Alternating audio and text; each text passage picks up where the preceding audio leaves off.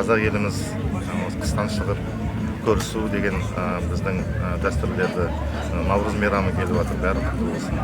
Енді біз Казтрансойл бәрі біздің әріптестер, бұл өмір жұмыспен ғана бітпейді, басқа өмірдің қызық жақтары бар.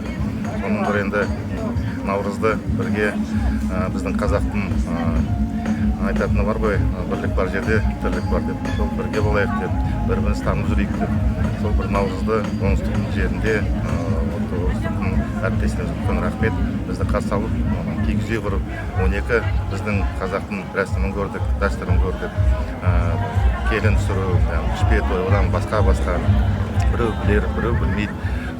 Әр жақ біздің енді Казтрансойлдың жақсы жері бүкіл Қазақстан жерінде біздің басқармалар бар, біздің әріптестер бар. Соның дәмдерін көрдік. Батыста бір басқаша жасайды, оңтүстікте басқаша, шығыс жақта басқаша. Соның бәрін өзі елден алып келіп, дәмін таттып. Енді ол бір, екінші осы ең осы өзіме жақсы көрінген біздің әріптестердің езуінен үкі кетпей, бәрі мәз, бәрі риза болып жатыр. Енді халық риза болса, біздің Казтрансойлға әлі талай төбеге жетеді деген сенімде.